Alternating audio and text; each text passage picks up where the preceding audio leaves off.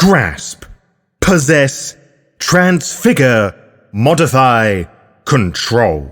These 5 words of power are used to describe the dragons, Clan Tzimisce, or do they actually? I'm your Lord and Saviour, and this is the Bloody Guide to Vampire Roleplay.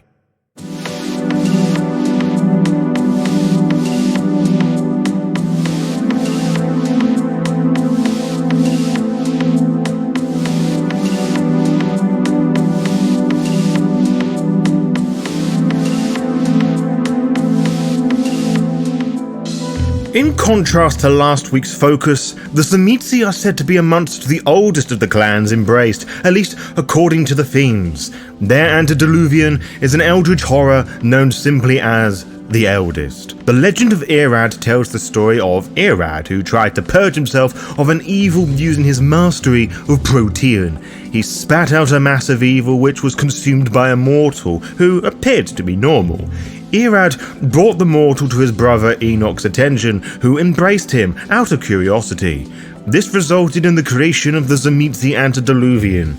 Scholars have different theories about why Enoch chose to embrace Tzimisce, but some believe he did so because he believed Tzimisce could master the cruel parts of vampirism. Seeing no potential growth in its vampiric cousins, the eldest left the first city, travelling to what would be known as Transylvania, and freed a slumbering entity called Camarilla, but could not sever the ties between it and the Carpathian land. Tzimisce lived in its new domain during the deluge, offering shelter to escaping mortals in exchange for blood.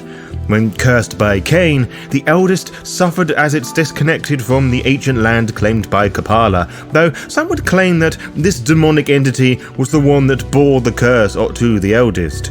After doing battle with Samael, the child of Saulot, the Tzimisce would rebirth itself in the bowels of one of its chowder and nurtured in the infamous Cathedral of Flesh by leaders of the clan. Fast forward a few hundred years, and the Tzimisce, tired of the tyrannical rule and severed as the heart as the Anarch revolt, diabolizing their antediluvian, though some say it resides in the depths of New York. The Tzimisce would serve as one of the linchpins of the Sabbat, before metaplot shenanigans, vaguely explained, forced the younger ones to join the Anarch movement for reasons. The departure of the Tzimisce from the Sabbat should speak volumes to anyone who has played Vampire the Masquerade in any shape or form prior to the release of 5th edition. As touched upon moments ago, the Tzimisce are traditionally the soul of the Sabbat, whilst their partners in vampiric crime, the Le Sombre, are its sword, or rather, the Le Sombre use the Sword of Cain as a tool and means of dominance over what they consider to be the lesser species of Cainite and the mortal cattle they feed upon. The essence of the Sabbat, the heart and soul of its rites, vinculum, monomancy, etc., comes from the Tzimisce's own noble cultures twisted into horribly sacred forms. The blood of Cain metamorphosizes any and all it touches, and the Tzimisce challenge this philosophy, what it means to be a child of Cain, and what is indeed the final form of vampirism. Gender and sex are insignificant, being true to oneself is. It is no surprise that the Tzimisce have been adopted by trans VTM players, to which I say, all the power to you. But from these themes, we begin to establish our themes of dominion. There is control upon oneself, both in physical image but also reshaping the soul, a personal path of metamorphosis to achieve some semblance of enlightenment. This is a risky thing to manage from many aspects. Your peers and the unknown mortals would very likely stare and judge at your 10 new eyes and curvy, thick frame as you enter the rave or Elysium, and most storytellers worth their salt would remind said players to exercise vicissitude, lest to feel the painful consequences that Masquerade breaches can bring. But I think many people can sympathize and empathize with teenagers who are murdered for wanting to exist as their true selves, gone or going through the processes of transitioning from one gender to another, or not wanting to identify as any gender, more than one, or adopt neo-pronouns. Countries and many many US states are enforcing tighter and crueler rules on transgender people, with some members of the public taking matters into their own hands, performing disgusting witch hunts and murdering innocent people. When bringing in real ongoing events in the world in 2023, it does not provide that much escapism in that sense. Only the Tzimisce vampire have the means to strike back, to embed fear into their hearts via the reshaping of their ribcage so it punches said heart, if that is what the Tzimisce wants. There will be many individuals in the Fiend's Unlife who will tell them, no, you can't walk around looking like that, and any good Tzimisce should adopt the sense of rebellion to go, fuck you, this is me. Perhaps to no elder's face, but all the strength to you if that is your method of approach. Your existence and persistence to live in defiance of the jaded elders running and hiding in the shadows is more than enough. I'm aware as I exercise this point and draw similarities to ongoing events and people that I will garner two sorts of responses. There is the first group, trans and non-binary folk who feel immediately called out and seen, perhaps for the first time, possibly realizing parts about themselves they hadn't realized before, and if that's the case, you are safe here and your life matters. Then there's a second group of people who don't like what I have just said and have made the Tzimisce woke. Well, sorry to burst your snot-filled bubble, the Tzimisce always have been, and with a game where the main focus of setting is the old versus the new establishment, it feels very appropriate to make these modern connections. Go touch some fucking grass.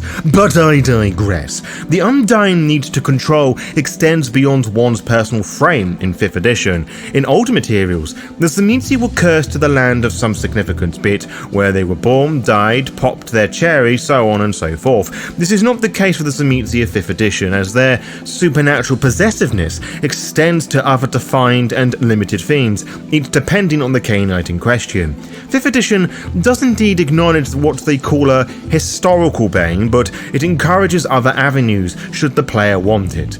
On the one hand, this makes sense when you consider the inspiration of the Tzimisce lies with the original tales of Count Dracula and other stereotypical portrayals of the romantic gothic vampire from Transylvania. They are regal, noble creatures with sophistication coursing their veins. They hail from impressive castles and know how the land and its residents with the back of their hands. They are the land they govern, bound to it and all of its charges. Why wouldn't the Tzimisce, the most powerful in that domain, honour that? But of course, such aesthetics are somewhat dated in the 21st century, and any creature that wishes to survive the changing times has to adapt and evolve with its people, so instead of peasant farmers, a Tzimisce may be forced to rule over migrant workers. Like a raven, you may have an affinity to silver, or were a werewolf hunter or worked with silver, so now it is something you associate yourself with a lot. It is also a status symbol and could be a reflection of your wealth, or a nasty means of a death wish paired with the right flaws could produce some particularly interesting results. There is no denying that this new bane makes them very close to the Venture, and given the esoteric nature of it all, including my examples, does make the Tzimisce look like budget Dracula, or as I've often put it, fleshy draconic landlords with hoarding problems, so I don't think anyone would be annoyed if you chose the default tides to the soil bane of old. However, do try and explore this possessiveness at least once before dismissing it entirely. The Tzimisce may be called dragons, but they do not hoard things for the sake of hoarding, as I feel the companion and player's guide implies. Whatever it is you should govern and oversee, two deliberate word choices I must add, they should be personal to your character's backstory. Think about all that has been discussed so far, about the sort of things that connect these concepts together. The Tzimisce are strong of spirit, often with a true sense of self. To rule, one must have some sort of intelligence, or at least the wits and leadership to do what one wants. Of course, there are many ways one can rule. You could inspire others into greatness, making your allies feel they are equal among you, or you can intimidate them into submission, reminding that there are worse things in life than death from a foe. The Tzimisce may describe themselves as noble, but that does not equal a positive, favourable moral alignment. Many Tzimisce are depraved beings that revel in torture, turning that spiritual enlightenment I spoke of earlier and expanding their research outwards or just may enjoy being assholes, though any vampire without purpose and motivation do not intend to survive very long in the world of darkness. They are the first vampires to create revenants, a special type of ghoul bred for a specific purpose, the families of which are the results of hundreds of years of inbreeding and incest. They create the likes of Schlachter and Vojd, nightmare ghouls created from dozens of bodies, usually dead. The masters of flesh and body sculpting are very expressive with all this, and any practice of this does not do humanity much favours. Annoyingly, neither companion or player's guide, where the material is shamelessly copied and pasted, offer any advice on how to address this matter. If you want my opinion, which I'm sure you do, I mean why else would you be here, I would, at a minimum, place a stain on the offending vampire. More barbaric uses may result in immediate humanity reduction, but exercise with caution and remember that the lower the humanity goes, the less the vampire gives a fuck and the more boundaries they would have to cross to get that even lower. But what of politics? Remember that the Tzimisce, by and large, if we take the companion books as suggestions, are prominently anarch, not as common as other clans, say as the Bruja or Gangrel. The existence of Tzimisce in this sect would still be an oddity, especially with all the history behind them, mainly with the Sabbat.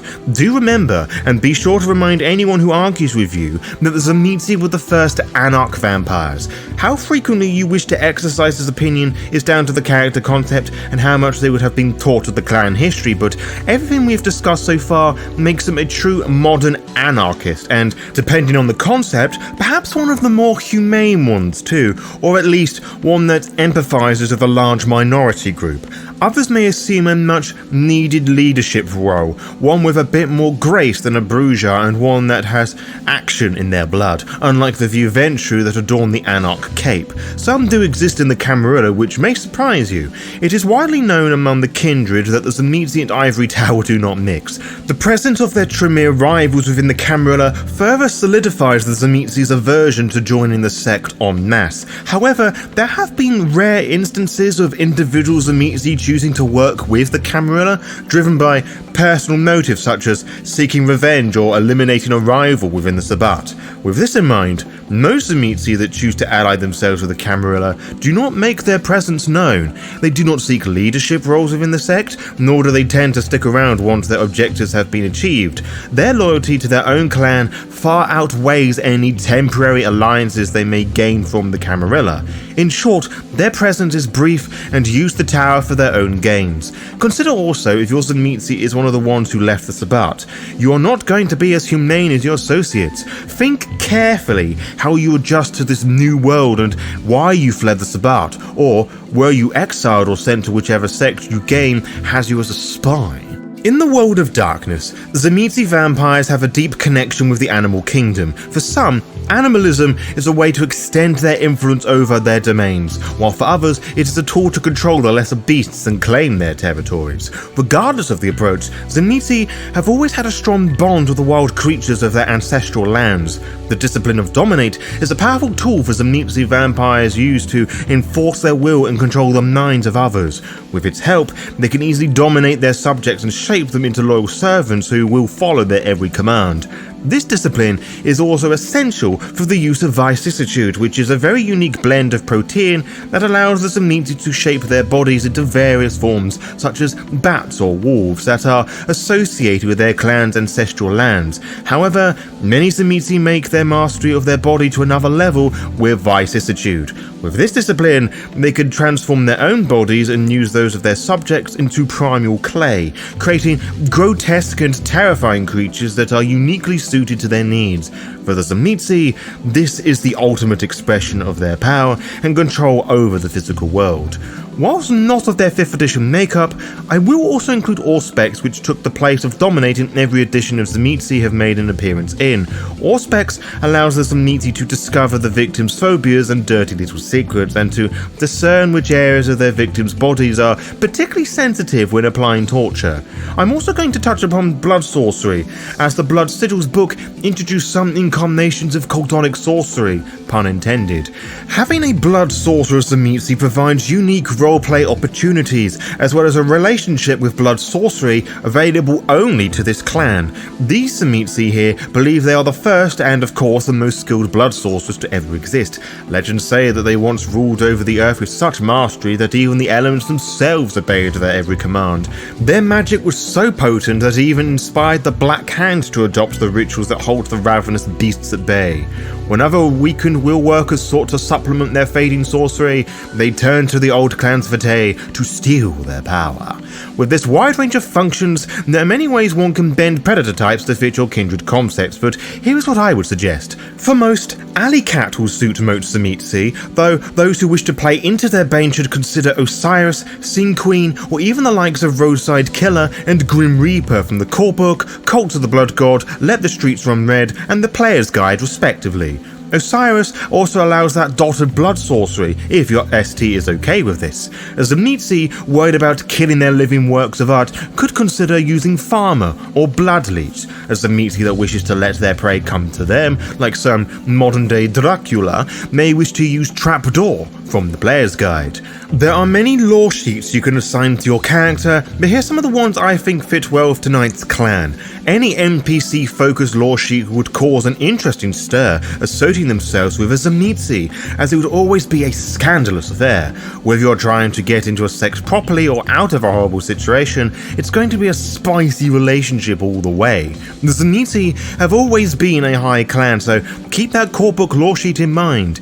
Any of the cult-related lore sheets could bring some much-needed spiritualism and perhaps a taste of Sabbat into your chronicle.